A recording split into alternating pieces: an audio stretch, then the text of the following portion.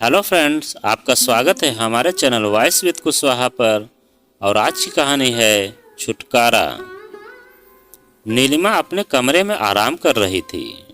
तभी दरवाजे की घंटी बजी और उठकर दरवाज़ा खोलने गई तो दरवाज़ा खोलने के बाद नीलिमा अपने सामने खड़ी युवती को पहचान नहीं पाई थी। मुझे आपने करीब महीने भर पहले दुल्हन के वेश में देखा था मैडम। मैं वैभव की पत्नी गरिमा हूँ।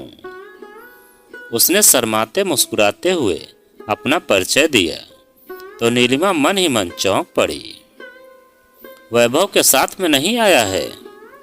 नहीं मैडम, आपसे मिलने मैं आज अकेली आई हूँ। आओ अंदर आ जाओ। अपनी आंतरिक बेचैनी को काबू में रखते हुए नीलिमा जबरदस्ती मुस्कुराई और गरिमा का हाथ पकड़कर उसे ड्राइंग रूम की तरफ ले चली। नीलिमा वैभव की बॉस थी। उनके हाव भाव से कुछ कुछ जाहिर हो रहा था, मानो उन्हें गरिमा का बिना पूर्व सूचना दिए यहाँ पर आना पसंद न आया हो। बहुत छोटे से औपचारिक वार्तालाप के बाद उन्होंने गरिमा से कुछ रूखे स्वर में पूछा, वैभव क्यों साथ नहीं आया है? उन्हें तो पता ही नहीं है कि मैं आपसे मिलने आई हूँ। मैं आज दोपहर से बहुत परेशान हूँ। गरिमा अब सहज होकर नहीं बोल पा रही थी। क्यों? किसी ने फोन करके मुझे जो बताया है उसने मेरी सुख शांति हर ली है। क्या बताया है किसी ने तुम्हें फोन करके? यही कि मेरे पति वैभव और आपके बीच गलत तरह के संबंध हैं। What nonsense! नीलिमा एकदम से गुस्सा हो उठी। मैं वैभव की बात हूँ बस, समझी? क्या तुमने वैभव से इस विषय पर चर्चा की है? नहीं मैडम। तुम मेरे पास किस लिए आई हो? मुझसे लड़ने झगड़ने? नीलिमा ने उसे गुस्से से घूरा। बिल्कुल नहीं मैडम। गरिमा फौरन हड़बड़ा उठी। मेरी मम्मी का घर आपके घर के पास है। मैं बहुत परेशान थी तो पहले मम्मी के पास गई। उनसे मिलकर मन शांत नहीं हुआ तो आपसे मिलने चली आई। आप मेरी बड़ी बहन जैसी हैं। मुझे लगा कि अगर आप समझाकर मुझे तसल्ली दे देंगी तो मेरा मन जरूर शांत हो जाएगा।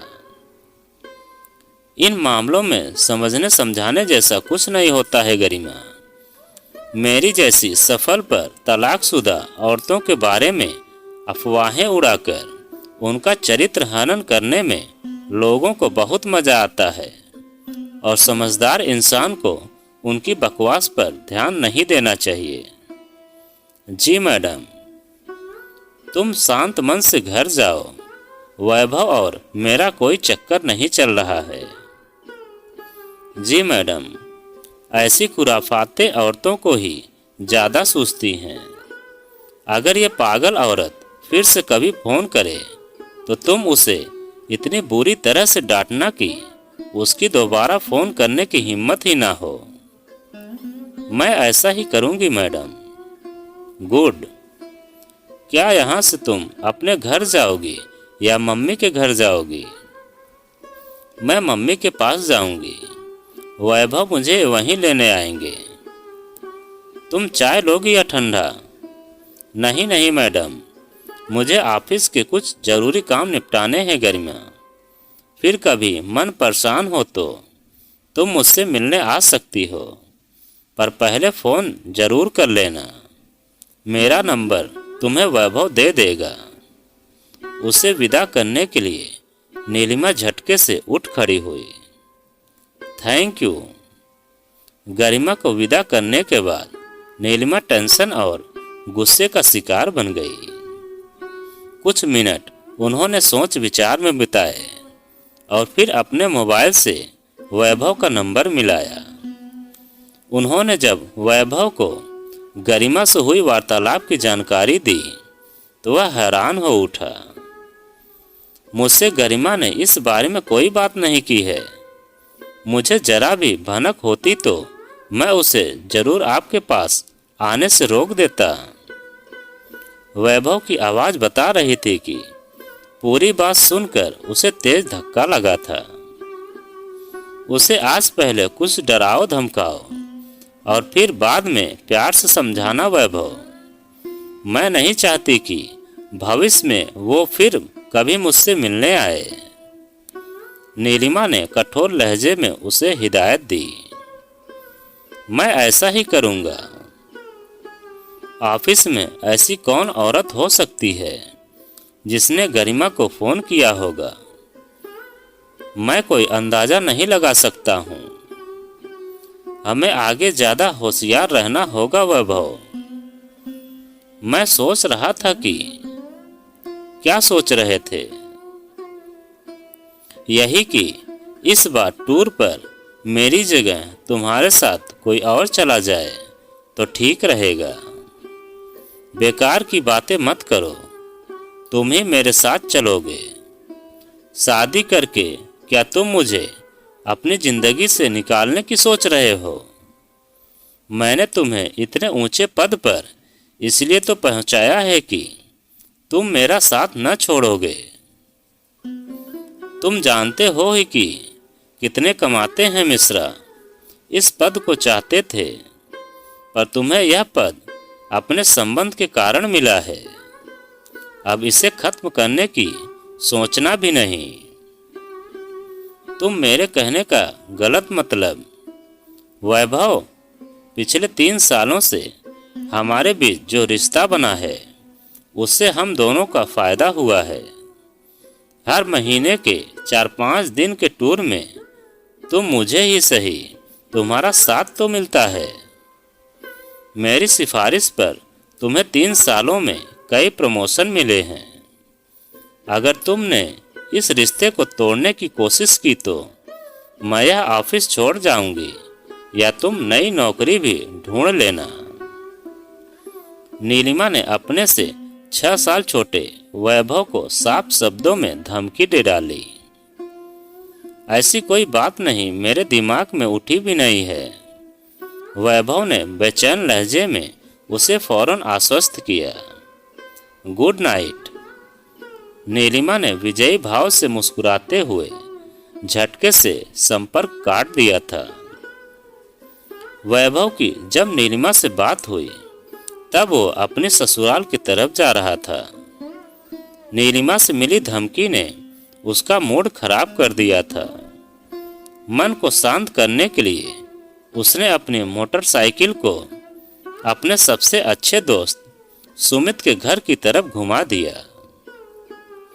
सुमित को लेकर वो पार्क आया और बड़े ही संजीदा स्वर में उससे बोला, तुझे मेरी कसम है, मुझसे झूठ मत बोलना।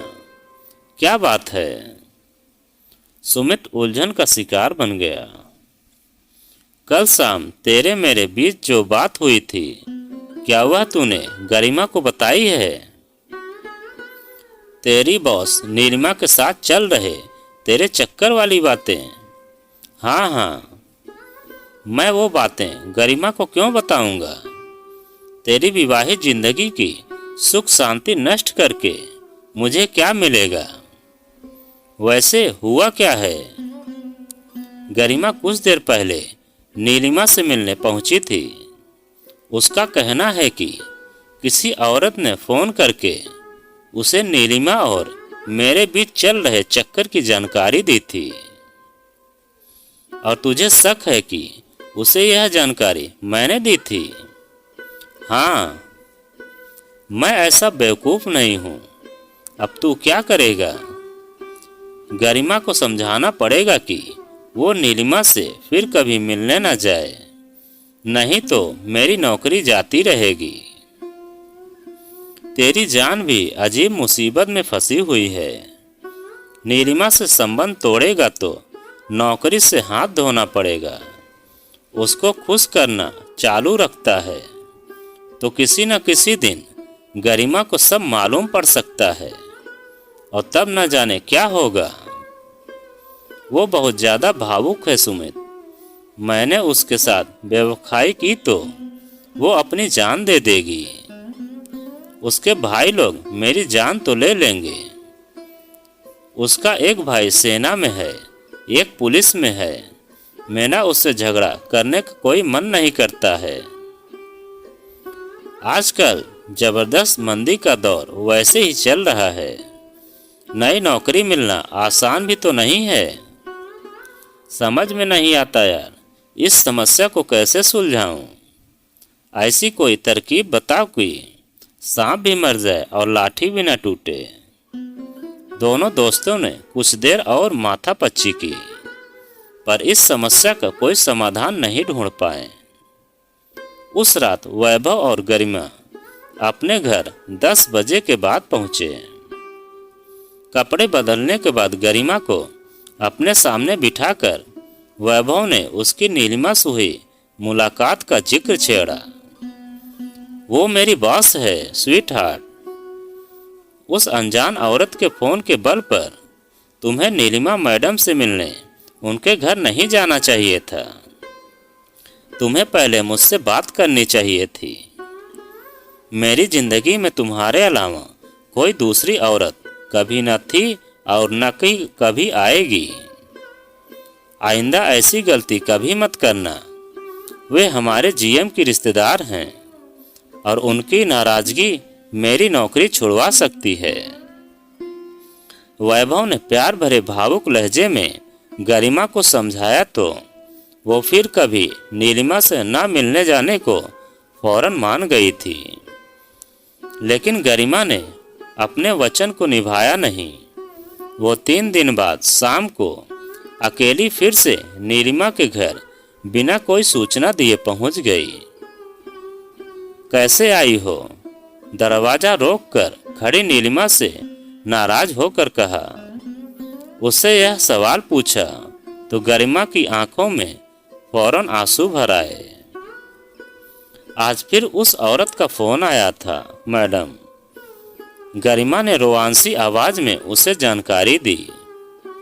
तो मैं क्या करूं?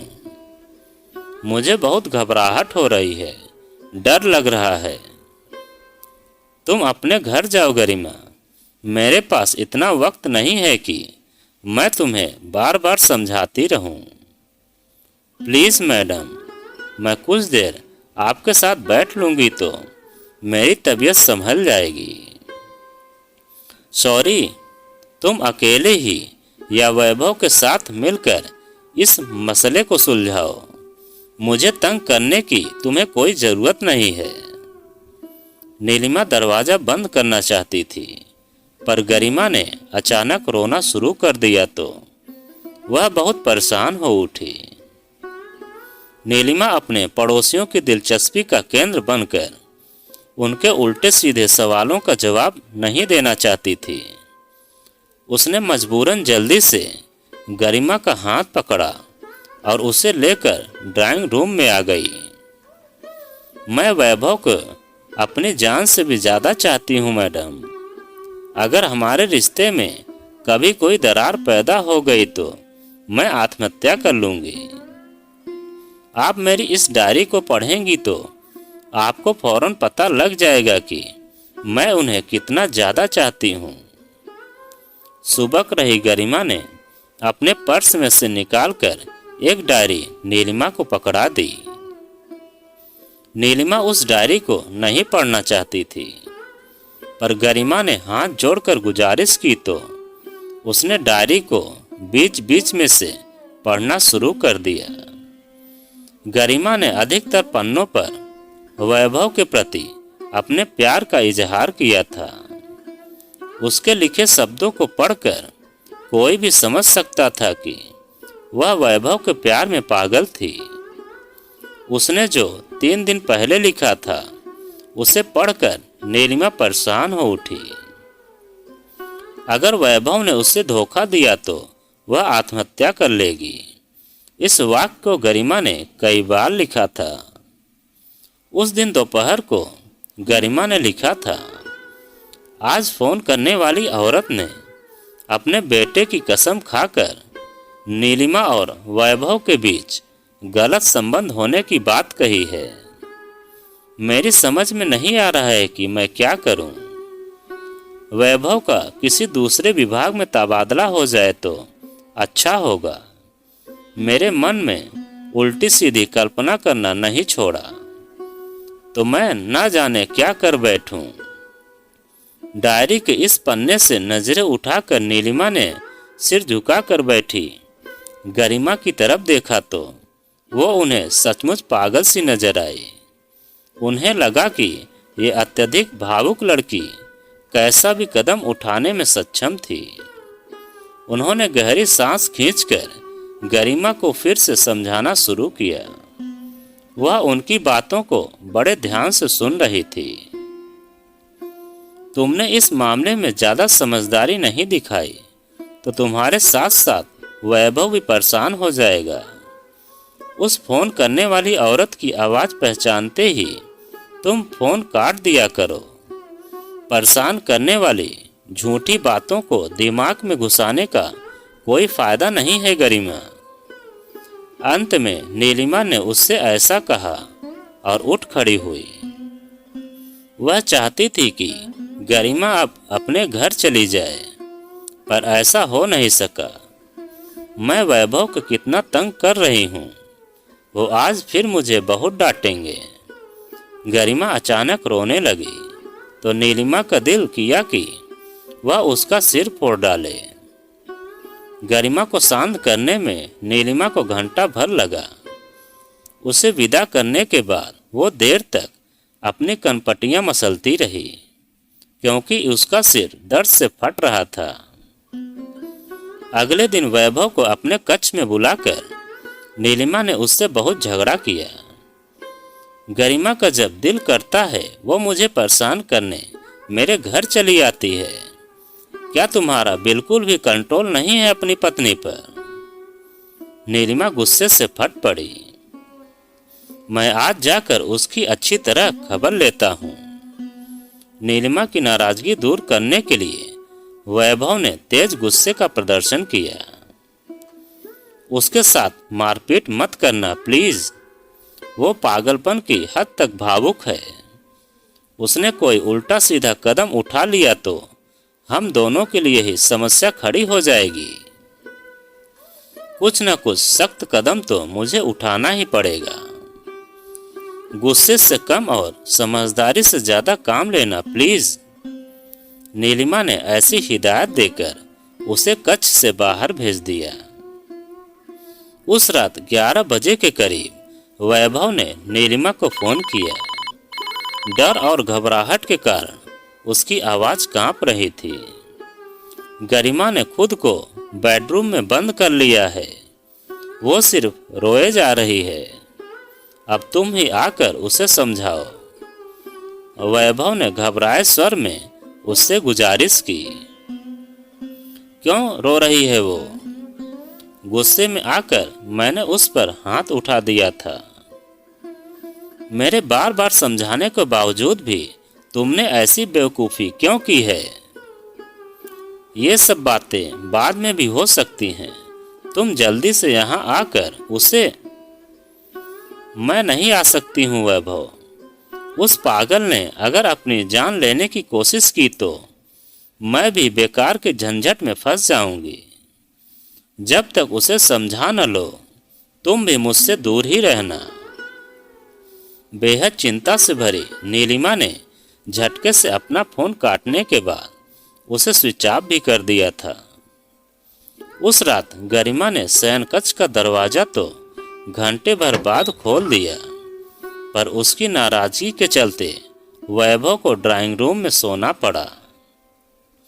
रात भर नीलिमा और वैभव दोनों ही ढंग से सो नहीं सके, पर गरिमा के खर्राटों की आवाज वैभव ने रात में कई बार सुनी थी। अगले शाम को नीलिमा ऑफिस से घर लौटी तो उसने कुछ दूरी से गरिमा को अपने घर की सीढ़ियों पर बैठे देख लिया। उसका सामना करने की हिम्मत वो अपने अंदर नहीं जुटा सकी और वापस घूमकर अपनी एक सहेली के घर चली गई। जीएम से कहकर अगले ही दिन नीलिमा ने वैभव के दूसरे विभाग में ट्रांसफर के ऑर्डर निकलवा दिए। उसने वैभव से मिलना जुलना भी बंद कर दिया। वैभव ने जब शाम को अपने ट्रांसफर की खबर गरिमा को सुनाई तो उसने गहरी सांस खींचते हुए कहा, अब मेरा मन शांत रह पाएगा। अब वो उस औरत का फोन आने से तुम परेशान नहीं होगी। वैभव ने उसे छाती से लगाकर सवाल पूछा। गरिमा ने उसकी आंखों में गहराई से झांका और एक रहस्यमय सी मुस्कान होठों पर सजा कर बोली, मैं अतीत को महत्व नहीं देती हूँ जनाब। हमें तो बस एक ही बात का ध्यान रखना होगा। किस बात का? अपने ड्राइंग रूम में हमें धीरे बोलना चाहिए। इस खिड़की के पास बाहर खड़ा हुआ इंसान अंदर की सारी बातें सुन सकता है। मैं कुछ समझा नहीं। देर सवेर समझ जाओगे जी। अभी तो मैं आपको आपका मनपसंद सूजी का हलवा बनाकर खिलाती हूँ। और प्रसन्न अंदाज में रसोई की तरफ बढ़ गई। कुछ दिन पहले ड्राइंग रूम की खिड़की के बाहर खड़े होकर उसने वैभव और सुमित के बीच हुई बातचीत को सुन लिया था। गरिमा के पास सोने का दिल है सुमित। मैं उसके साथ बेवफाई नहीं कर सकता हूँ। मेरी नौकरी जाए तो जाए, पर मैं नीलिमा के साथ अब कभी नहीं रहूँगा। वैभव की इस बात को सुन गरिमा ने अपनी सारी नाराजगी को भुलाकर उसकी सहायता करने का फैसला किया था। वैभव के करियर को नुकसान पहुंचाए बिना उसने नीलिमा के चंगुल से उसे छुटकारा दिला दिया था। योजना बनाकर उसने नीलिमा की सुख शांति को नष्ट कर दिया था। उसने ऐसी परिस्थितियां पैदा कर दी कि उससे दूर रहने के लिए नीलिमा ने वैभव को अपने से दूर करने का फैसला खुद ही कर लिया था। और अब वैभव और गरिमा भी अब खुशी खुशी रहने लगे। तो दोस्तों, यह कहानी आपको कैसी लगी कमेंट में लिखकर हमें ज़रूर बताएं। और आप अगर हमारे चैनल पर नए हैं तो प्लीज़ चैनल को सब्सक्राइब करें और वीडियो को एक लाइक ज़रूर करें। और इस कहानी से संबंधित एक प्यारा सा कमेंट हमें ज़रूर करें।